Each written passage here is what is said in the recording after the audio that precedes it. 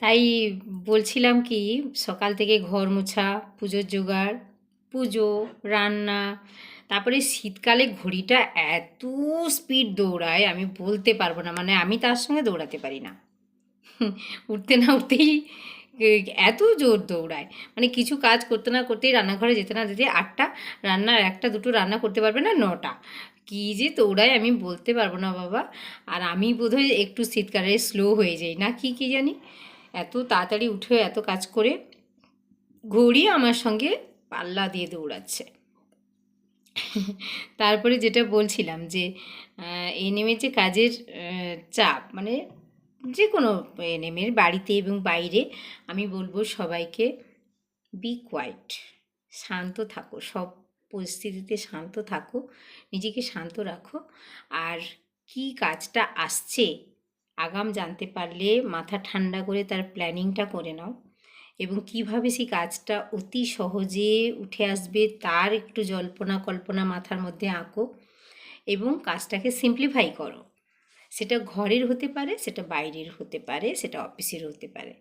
একটু আগের থেকে প্ল্যান, একটু গুছিয়ে নেওয়া, একটু কোঅর্ডিনেশন করা, তারপরে কাজটাতে নামা, দেখবে কাজটা 100% না হলেও 90 অ্যাবাভ তুমি অ্যাচিভ করতে পারবে প্রত্যেকটি কাজ।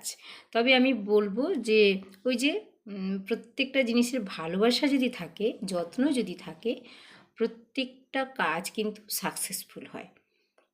তবে একটা জিনিস আছে যে আমরা যদি নিরলসভাবে কাজ করতে চাই বাড়িতে এবং বাইরে, তাহলে কিন্তু আমাদেরকে নিজের শরীরের প্রতি এবং আমার পরিবারের অন্যান্য সদস্যদের শরীরের প্রতি যত্ন নিতে হবে। আমরা কি করি, কাজের পিছনে ছুটতে গিয়ে আসল যে কাজ, যে পরিবারের সমস্ত মানুষের যত্ন নেওয়া বা নিজের যত্ন নেওয়া, সেই কাজটাই করি না। যত কাজ করি অকাজের কাজ করি, কুকাজের কাজ করি, কাজের কাজ কিছু করি না। তাই প্রথম কি করতে হবে, এই যে মানে দ্রুত পরিবর্তনের যুগে একটা মডিফাইড লাইফস্টাইল তোমাকে মেনটেন করতে হবে। তার মধ্যে তোমার ঘুম থেকে ওঠা, মেডিটেশন, যোগা, এবং তোমার যা যা ব্রেকফাস্টে খাবে ব্রেকফাস্ট, লাঞ্চ, বাড়ির অন্যান্যদের দেখভাল করা, রান্নার স্ট্যাটাস, রান্নার স্টাইল, কী রান্না করবে, কি খাবে, টিফিনে কী নিয়ে যাবে, রাতে কী রান্না করবে, প্রত্যেকটা প্ল্যানিং করা উচিত।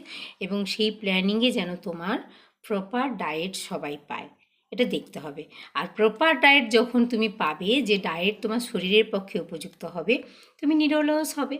তুমি সারা দিন 24/7 যদি কাজ করো, তবুও তুমি কিন্তু একদম অসুস্থ হয়ে পড়বে না, বা তুমি যাকে বলে এক্সহস্টেড ফিল করবে না। আর তাতে কি হবে, মন ভালো থাকবে, শরীর ভালো থাকবে, এবং প্রত্যেক সময় বাড়ির এবং বাইরের বিভিন্ন কাজ কিভাবে করব তার প্ল্যানিংটা মনের ভিতরে চলতে থাকবে।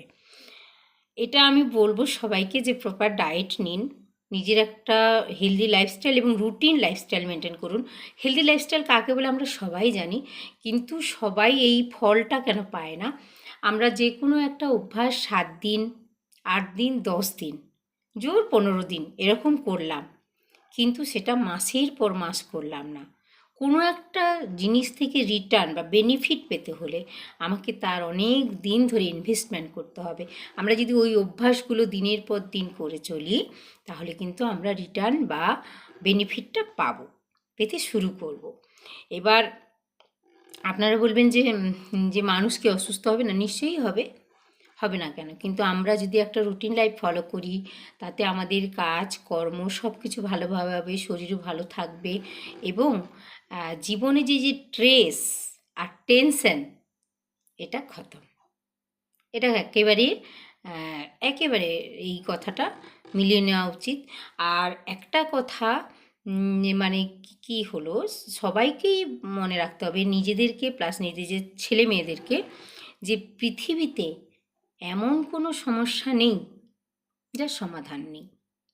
সব সমস্যারই সমাধান আছে, শুধু খোঁজার অপেক্ষা এবং করে দেখানোর অপেক্ষা।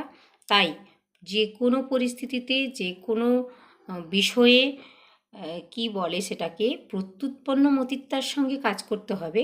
বাট একেবারে প্যানিক হওয়া যাবে না। শান্ত হয়ে প্ল্যানিং করে ঘরে এবং বাইরে কাজ করে মেয়েরা এখন চারিদিকে জয় জয়কার করছে। আর আমি তো জয় জয়কার বলবো আমার সমস্ত ফিল্ড স্টাফেদের, এএনএম, সিএইচও, সিএইচএ সবারই। কারণ আমি দেখেছি তারা নিরলস।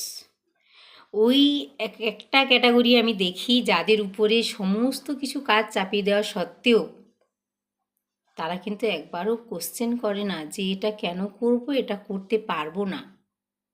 তারা যত প্রোগ্রাম, যত কাজ যেভাবেই চাপিয়ে দেওয়া হোক, সেটা কিভাবে সাকসেসফুল করতে হবে সেটা তারাই করে এনে দেবে। আপনি যদি 10 চান, তারা 12, তারা 13, তারা 15 দেবে। অতএব তারা করতে পারে। সবাইকে স্যালুট।